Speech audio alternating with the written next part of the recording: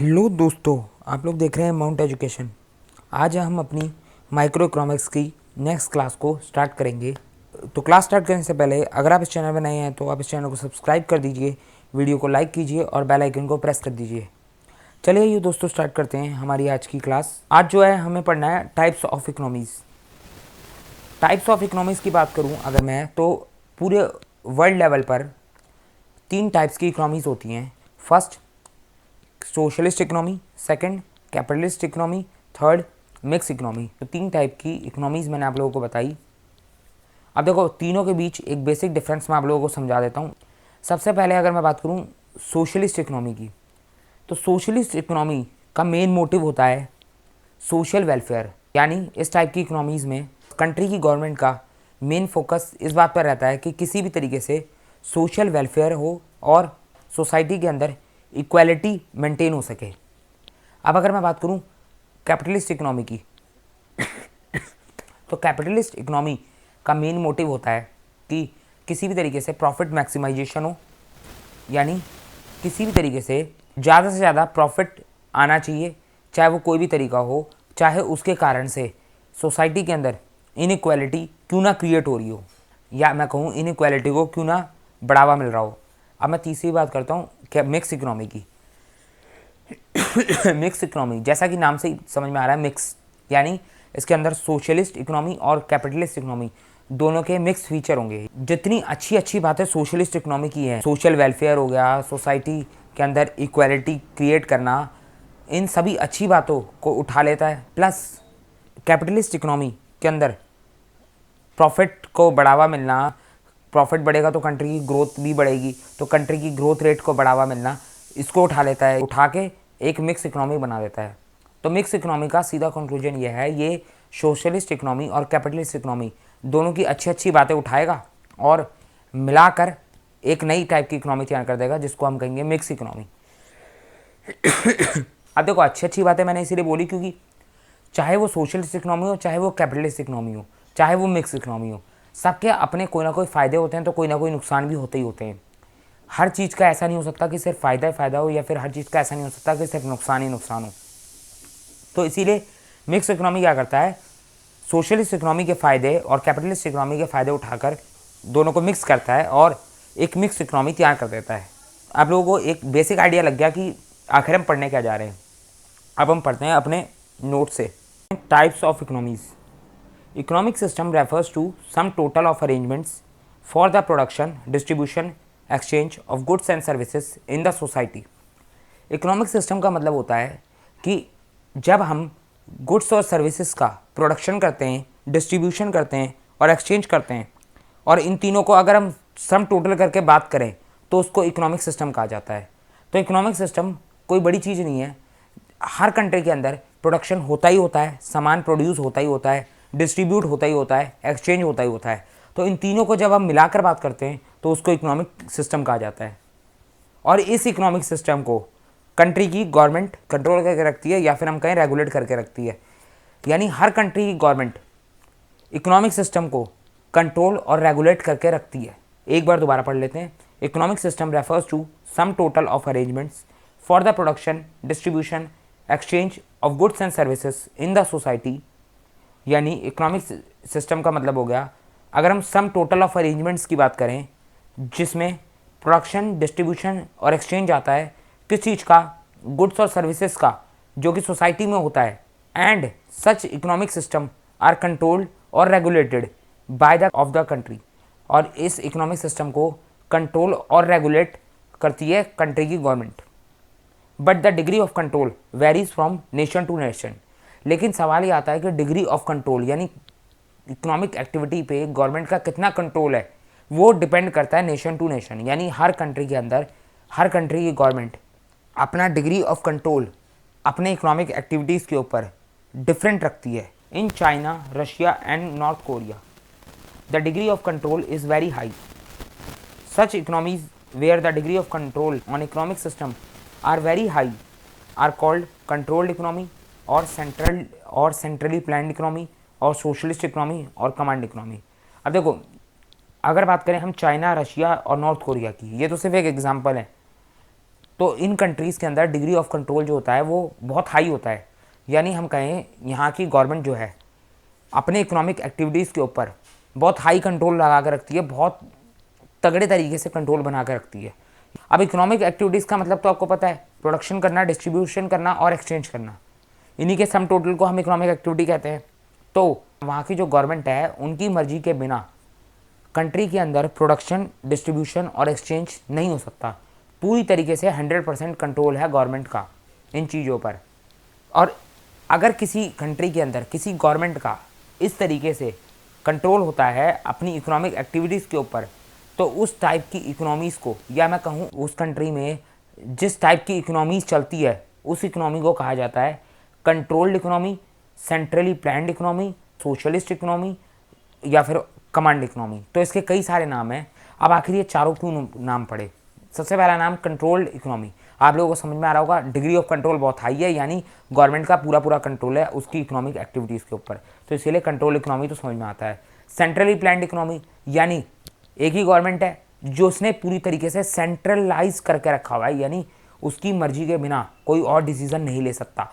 तो सेंट्रल यानी डिसीजन सिर्फ एक ही जगह लिया जा सकता है, सेंटर में, और सेंटर में कौन बैठा है? उस कंट्री की गवर्नमेंट। तो सेंट्रली प्लान्ड इकोनॉमी है, यानी पूरी प्लानिंग होती है, पूरी प्लानिंग के हिसाब से इकोनॉमिक एक्टिविटीज़ चलती हैं। पूरी प्लानिंग गवर्नमेंट तय करती है कि क्या चीज़ प्रोड्यूस करनी है, कितना डिस्ट्रीब्यूट करना है और कितना एक्सचेंज करना है। ये डिसाइड करने का पूरा काम वहाँ की गवर्नमेंट का है, और वो गवर्नमेंट एक प्लान बनाएगी, और वो प्लान जो है सिर्फ सेंटर में बनेगा, इसीलिए सेंट्रली प्लान्ड इकोनॉमी कहा जाता है। या फिर हम उसको तीसरा नाम कहें सोशलिस्ट इकोनॉमी। अब गवर्नमेंट की जहाँ बात आ जाती है वहाँ पर बात आ जाती है सोशल वेलफेयर की। अब गवर्नमेंट ये तो है नहीं किसी एक को लेकर चलेगी, पूरी कंट्री में सभी को लेकर चलेगी। तो सभी को ध्यान में रखते हुए गवर्नमेंट का जो प्लान होगा, या गवर्नमेंट जिस तरीके से अपने इकोनॉमिक सिस्टम को चलाएगी, तो उसका इंटेंशन यही होगी कि गवर्नमेंट जो है लार्जर पब्लिक की सोशल वेलफेयर के बारे में सोच के चलेगी। तो इस तरीके की इकोनॉमीज़ के अंदर जो डिसीजन लिए जाते हैं इकोनॉमिक एक्टिविटीज़ के ऊपर, वो ज़्यादा सोशल वेलफेयर को ध्यान में रखते हुए लिए जाते हैं, ना कि प्रॉफिट को ध्यान में रखते हुए। तो इसीलिए हम इसको सोशलिस्ट इकोनॉमी भी कहते हैं। और चौथा हो गया हमारा कमांड इकोनॉमी, यानी कमांड देने वाला कौन है? गवर्नमेंट। सेंटर की तरफ से कमांड आएगी तो उसी को फॉलो किया जाएगा, तो इसीलिए इसको कमांड इकोनॉमी भी कहा जाता है। तो आपको क्लियर हो गया होगा कि ये चारों नाम क्यों पड़े इसके। अब मैं बात करूँ दूसरे टाइप की इकोनॉमी, जहाँ पर डिग्री ऑफ कंट्रोल बहुत कम होता है। अभी हमने पढ़ा जिसमें डिग्री ऑफ कंट्रोल बहुत हाई था। अब पढ़ेंगे ऐसी इकोनॉमीज़ या ऐसी कंट्रीज़ जहाँ पर इकोनॉमिक एक्टिविटीज़ के ऊपर वहाँ की गवर्नमेंट का कंट्रोल बहुत लो होता है। तो when the degree of control is very low, such type of economies are free economy और कैपिटलिस्ट इकोनॉमी और मार्केट इकोनॉमी और लेसेज फेयर इकोनॉमी। तो अगर हम बात करें कैपिटलिस्ट इकोनॉमी की, तो इसके एग्जाम्पल होते हैं यूएसए और यूके, यानी डेवलप्ड कंट्री की मैं बात कर रहा हूँ। ऐसी इकोनॉमीज़ जहाँ पर गवर्नमेंट का उसकी इकोनॉमिक एक्टिविटीज़ के ऊपर डिग्री ऑफ कंट्रोल बहुत कम है, यानी गवर्नमेंट को ज़्यादा फर्क नहीं पड़ता कि आप लोग क्या प्रोड्यूस कर रहे हो, क्या डिस्ट्रीब्यूट कर रहे हो और क्या एक्सचेंज कर रहे हो, और सोसाइटी का इसमें बेनिफिट हो रहा है कि नहीं हो रहा। वहाँ पर इकोनॉमिक सिस्टम का सिर्फ एक ही मकसद होता है, वो होता है प्रॉफिट मोटिव। अब अगर गवर्नमेंट कंपनीज़ को खुला छोड़ दे, मतलब मन मर्जी के हिसाब से छोड़ दे कि वो अपने आप डिसाइड कर लें कि उसको क्या प्रोड्यूस करना है, क्या डिस्ट्रीब्यूट करना है, तो कंपनीज तो यही सोचकर प्रोड्यूस और डिस्ट्रीब्यूट करेंगे, या फिर मैं कहूँ प्रोड्यूसर तो यही सोचकर प्रोडक्शन और डिस्ट्रीब्यूशन करेंगे कि उनका बेनिफिट ज़्यादा होना चाहिए, यानी उनका प्रॉफिट मैक्सिमाइजेशन ज़्यादा होना चाहिए। वो तो प्रॉफिट मोटिव के लिए प्रोड्यूस और डिस्ट्रीब्यूट करेंगे। तो वो ऐसी चीज़ें ही बनाएंगे जिसकी मार्केट में डिमांड ज़्यादा है, ना कि ऐसी चीज़ें बनाएंगे जिसकी लोगों को ज़रूरत ज़्यादा है। तो उनका मेन फोकस इसी बात पर रहेगा कि मार्केट में डिमांड किस चीज़ की ज़्यादा है। अब भले ही वो डिमांड जो है चाहे कुछ अमीर लोग ही कर रहे हो, मतलब भले ही सोसाइटी एट लार्ज की बेसिक नीड्स कुछ और हो, लेकिन प्रोड्यूसर का फोकस मेनली इसी बात पे रहेगा कि सोसाइटी के अंदर डिमांड किस चीज़ की ज़्यादा आ रही है, या फिर जिस चीज़ से वो प्रॉफिट मैक्सिमाइजेशन ज़्यादा कर सकते हैं। तो यहाँ पर मेनली फोकस रहता है प्रॉफिट मैक्सिमाइजेशन का, क्योंकि गवर्नमेंट ने इकोनॉमिक एक्टिविटीज़ करने के लिए प्रोड्यूसर को खुली छूट दे रखी है। अब जब खुली छूट दे रखी है तो कोई प्रोड्यूसर इसीलिए प्रोड्यूस करता है कि उसका प्रॉफिट ज़्यादा से ज़्यादा हो। तो इस टाइप की इकोनॉमीज़ के अंदर ज़्यादा फोकस रखा जाता है प्रॉफिट मैक्सिमाइजेशन के ऊपर। तो इसके भी चार नाम पड़ गए। फ्री इकोनॉमी, फ्री इसीलिए क्योंकि गवर्नमेंट ने पूरी तरीके से फ्री छूट दे रखी है कि आप किसी भी तरीके से इकोनॉमिक एक्टिविटीज़ को चला सकते हो। दूसरा हो गया कैपिटलिस्ट इकोनॉमी। कैपिटलिस्ट इकोनॉमी की बात करूँ तो यहाँ पर जिसके पास कैपिटल ज़्यादा होगी वही उस कंट्री की इकोनॉमी में राज कर पाएगा। तो जिसके पास कैपिटल ज़्यादा होगी वही इस टाइप की इकोनॉमीज़ के अंदर बिजनेस कर पाएगा या फिर ज़्यादा से ज़्यादा प्रॉफिट कमा पाएगा, क्योंकि इसमें कैपिटल का मेन रोल आ जाता है इस टाइप की इकोनॉमीज़ के अंदर। क्योंकि जिसके पास पैसा ज़्यादा उसी के पास पावर ज़्यादा, और जिसके पास पावर ज़्यादा उसी के पास प्रॉफिट ज़्यादा आएगा। तो इसीलिए इसको कैपिटलिस्ट इकोनॉमी का नाम दिया जाता है। यानी जिन लोगों के पास ज़्यादा से ज़्यादा पूंजी है वही लोग जो है इस इकोनॉमी के अंदर अपना ज़्यादा से ज़्यादा प्रॉफिट मैक्सिमाइज कर सकते हैं। तीसरा नाम आ गया इसका मार्केट इकोनॉमी। यहाँ पर सारा खेल चलता है डिमांड और सप्लाई का। जैसे डिमांड आएगी वैसे ही प्रोडक्शन होगा और वही मार्केट में सप्लाई करा जाएगा। तो सारा खेल है डिमांड और सप्लाई का।